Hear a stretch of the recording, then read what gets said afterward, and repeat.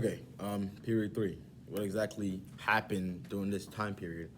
Well, it starts with the aftermath of the 70-Year War, which is also known as the French and Indian War.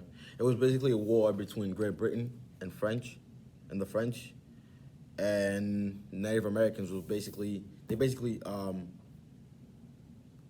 chose a side, and it was to help the French due to the harmonious relations. Spoiler alert, the British won, no big deal. But at what cost is a question that's imminent. Attention should be paid to understanding the impact of the war itself and its participants. It's expected to understand that part of the lesson for future, to understand that part of the lesson for future inquiry. War, as you know, has its disadvantages and advantages, and impact with the economy and everyday relations, etc. Evidently, its consequences came when Collins found out that the war had drained Britain's economy, and as a result, a concept known as salutary neglect, which you will later learn about in class, came to an end. You understand? A summary of it is basically Britain paying very little attention to its colonies, which gave free range to its inhabitants. Now, as you know, popular knowledge indicates that the sudden withdrawal of privileges given to a specific individual is bound to receive some sort of backlash. And that's what happened. But that we'll get to that later. As a result of British currently being broke, they decided to implement a series of laws as a measure of combating the absence of money. Acts such as the Stamp Act, the Quartering Act, the Townshend Act, which were all very critical to understand in order to get a snap of the bigger picture and see how a series of events are connected. This obviously didn't sit well with colonists, and they decided to protest, bringing forth the Boston Massacre, which was actually a very pivotal moment in this whole time period. Why, you ask? You'll find that out later in class. Also, as a result of defiance by colonists who protested, which led to the Boston Tea Party, which you'll also find out. The Intolerable Acts came in place. This action by the British fueled an already burning fire of independence and a revolution and separation-style ideas in the hearts of colonists. And fuel it did because the Battle of Lexington and Concord happened shortly after, and the American Revolution commenced. The first 6 months of the war was very rough on the new nation, America.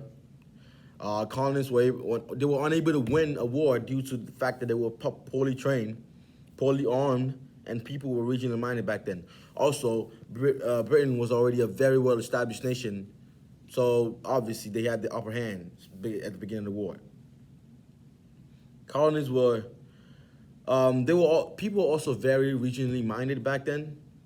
For example, Washington, the commanding officer or a general of the United States Army, decided to lead his army out of Boston to actually go fight in New York, but the soldiers refused, and actually deserted him when forced to march. A pivotal factor in the war was African Americans. They were first not accepted in the army, but after observing the British offer freedom to those who joined the British Army, Washington made the same offer. And this led to about 5,000 black soldiers joining the army, which ended up forming Rhode Island's first the 1st Division. Then came the Battle of Saratoga, 1777, which was a turning point in the war because of a certain partnership with a certain Monsieur. That's French for man, I think. Yeah, it's a little joke. France was hesitant to join due to fear of Great Britain winning, but joined because of the surprising victory. The Battle of Yorktown was the final battle of the war, which was supported by French naval forces. They ended up joining America, and the Continental Army, America, won by decisive victory. Also, I forgot to mention that the Articles of Confederation and the Declaration of Independence were forged and came in life during the war. The Treaty of Paris helped seal the already established independence from Britain. The Articles of Confederation was later ratified due to the weakness clearly present. The weakness was ignored at first due to fear of a strong government, which was basically the whole point of the American Revolution. I mean, they basically had PTSD stemming from them being under control of Britain so long, and they decided to implement rules that made sure there wasn't a strong central government. Shays' rebellion quickly, persuaded them to think otherwise. What Shays' rebellion is, you'll get to know in class. I believe you'll be taught in class. There were various laws being passed as a way of controlling the rapid growth of this new community called America. The Northwest Land Ordinance, which basically stated that every new state admitted into the United States will be equal to the original states, 13 states. Some of the laws that came into place were the Three-Fifth Compromise, the Slave Trade Compromise, and the Alien Sedition Acts, which you will get to learn about. The Bill of Rights also came into place, and some other stuff came into being. This to be continued. So, what were the conflicts at the heart of the American experience? So basically, it's a very easy question. It's one word and one only. Misrepresentation and oppression. It's two words actually, but okay.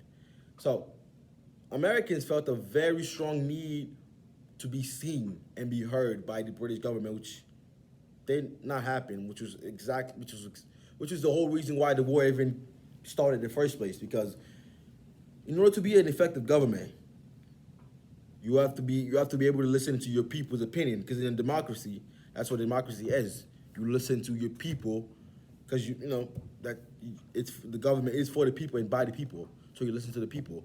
But because Great Britain, which was a monarchy, refused to listen to the people, its people, the colonists, and implemented laws that they considered barbaric, is why the war happened in the first place.